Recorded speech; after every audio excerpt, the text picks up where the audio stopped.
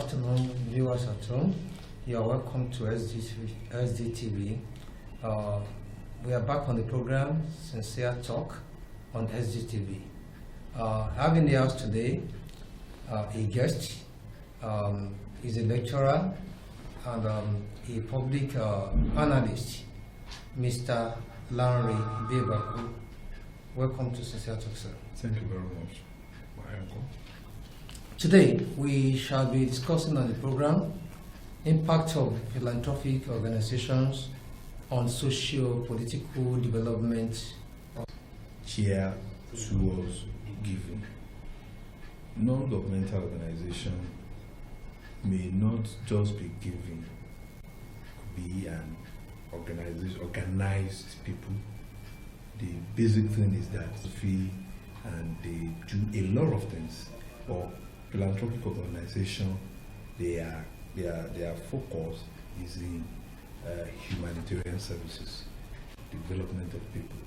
A non-governmental organization may go beyond just giving and humanitarian services. Thank you so much, sir. What's your experience about on philanthropic organization that we have around?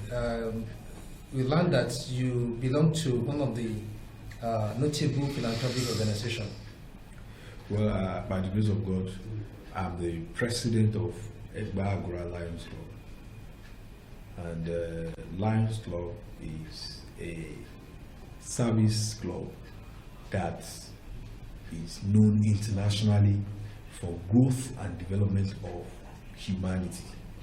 And in our own club, specifically Agura Lions Club, our idea is to develop our community within the purview of Lions Club Lions Club Association. So we try as much as possible to give to people.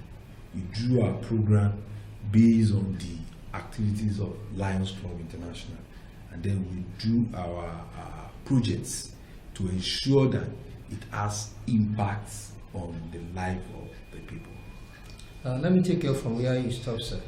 How specifically has the organization been able to actually affect the life of ordinary citizens, particularly those that reside within the community called Agura? Thank you very much. Our club was founded 30th December 2020. We were shattered on May 22nd, 2021. And by the grace of God, we have done a lot of things. We have sunk borehole at Oke Ijaufa. Ijaufa is a hilly, a hilltop area in Agura. It is very, very difficult to construct borehole in that community. One of the earliest boreholes that we have there, the one that was did by World Bank, was done at a level that is not that high in that community, and people from that topmost hill, they are having problem. Bagura community also did one, but not on the plateau of that hill. And by the grace of God, we saw it as a challenge and we faced it. We have been able to construct a borehole at that place, and by the grace of God, on the 22nd June, next week Tuesday, we are going to commission the borehole. You were talking about impacts. That borehole is really a project that we can really be happy that we are instrumental to bring into that community. Because when we brought the first contractor, an Indian man, he left. We brought the second contractor, he left. It was the third contractor, and it was our insistence that we want this thing here. And when we were able to do it, before we finished the construction, the people were trooping out. They were using even their generator to pass water and ensure that they fetch from it before we even construct the fetching platform and several other accessories that will make it easy. The implication of that is that they needed water there, and they have found water. They could not even wait that you want to commission, you want to construct the fetching platform and so on and so forth. So the people were happy. I remember the first day we started, people were looking at us. They were skeptical. They never knew that we could achieve it, even though we started. And the second day, when we were able to strike water and water started coming in, I know some African traditional religious people, they came and they said throughout yesterday they have been consulting Oracle, that Oracle had told them that it was going to, and people started coming. The man was there for day one to, he was practically sleeping there to ensure that we were able to do it. It was a project that the people there really appreciate. That's a very huge success recorded by your organization. Thank you very much. But if you want to look at it extensively, Nigeria geographically is a very large entity. And there are so many philanthropic organizations in the nation just in existence by the name. What's your advice to such organizations on how to improve, how to contribute their own quota to the socio-economic development of Nigeria? Well, if you want to have a philanthropic organization, you must be ready to give. And if you are ready to give, no matter how small, you must assess the impact on the people. You don't just go and you don't give those who have had. People prefer to give those who have had, those who are okay, just because they want to make money. The most important thing is carry out a research to know those who are in need of what you want to give and ensure that it reaches them. Don't send it through someone that will have cornered certain percentage of what you have sent, and then before you know it, it doesn't get to them. So if you have another advice is that you must be truthful in what you are doing. You must not give with the intention of receiving back. You must not give for political purpose. Most of the people who are claiming to be having one philanthropic organization or the other, they are doing it for political reasons. They are doing it because they want to water the ground so that when they come to you for election, you will have heard about it. So that's the most important thing. Do it for this purpose of doing it to have impact in the people. That's the most important. Thanks so much, sir. Considering the economic situation of the country now, Nigeria is is a very bad situation, said by so many people, as opined by many Nigerians. So, what do you think could be the contribution of philanthropic organization towards improving our economy? Well, we have a lot to do in Nigeria. Many people prefer to keep their wealth in bank. We need to change our orientation and culture. We need to change our orientation and culture and believe in the development of people. A situation whereby you go and place an advert of 500,000 naira and you place like 10 adverts for greeting of people, whereas that 5 million naira, you can use it to buy books for children, you can use it to construct public toilets, you can use it to do a lot of things. You see that it's not good for our people. the most important thing is our culture favors flamboyant things instead of purposeful philanthropic gestures. So it's our culture that we need to change. We need to persuade our people from school. We need to let them know that instead of you to do flamboyant function, you need to ensure that instead of throwing party, you could use that to help people. So we should cultivate the habit of giving in people.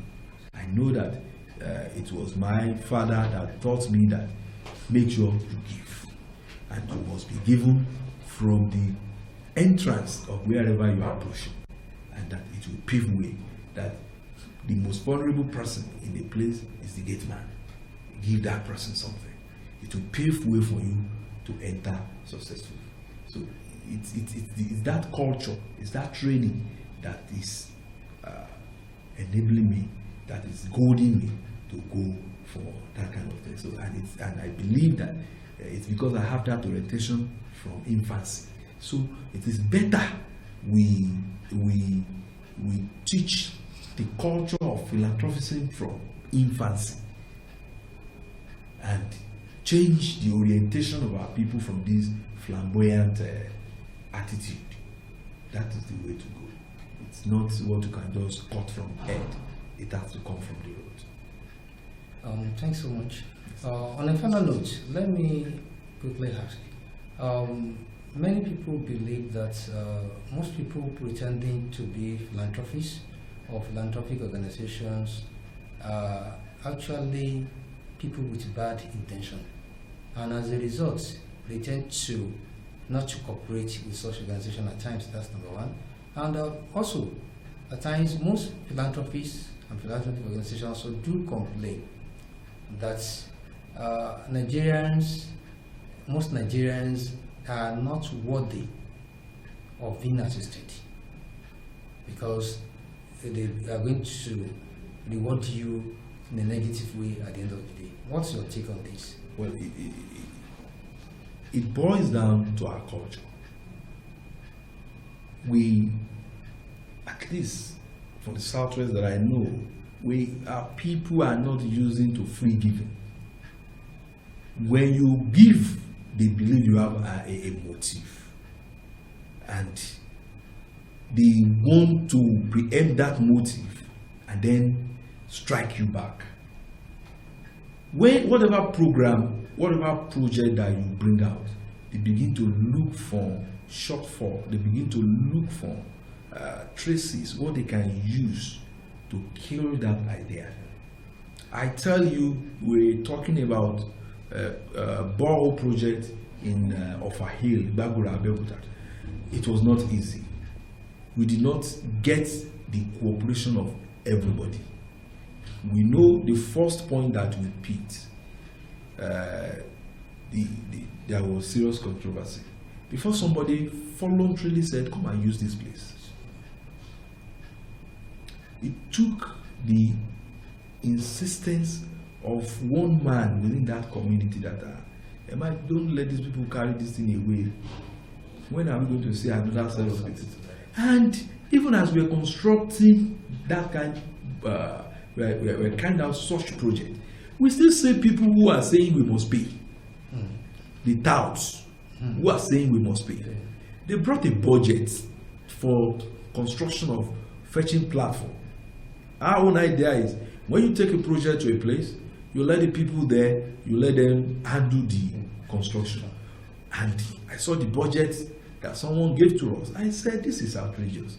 Are we constructing a 2-bedroom flat? What are you doing with 40 bags of cement for fetching platform that you are not going to use up to 100 blocks, up to 60 blocks? I looked at the boy and I said, don't worry, we will do it. Until we went to bring someone from outside and a lot of things. The experience is not as easy as we are saying it, but you see the good people, you see the other way around. But once you are focused, once you are determined, and you see cooperation of few ones, it's those ones that have cooperated with you that you should consolidate and ensure that you secure their interest and ensure that you get whatever you want to do. It boils down to the fact that we don't have the culture of free giving. We don't teach our children. They don't teach us when we're younger.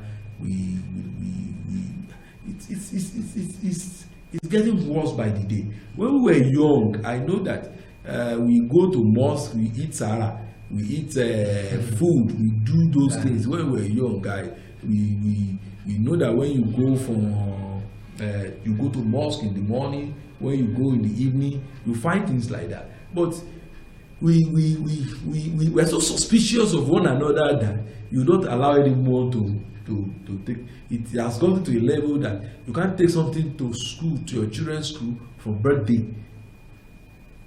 Say my child is, today's my child's birthday. They will not eat.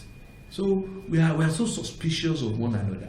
It's our culture, it's our contemporary culture that we need to really appeal to one another. And then we really need serious change of orientation. And those who are suspicious, we can't blame them. We see what is happening. It's difficult now to say you want to give someone money. A beggar, to give a beggar money is becoming very dangerous.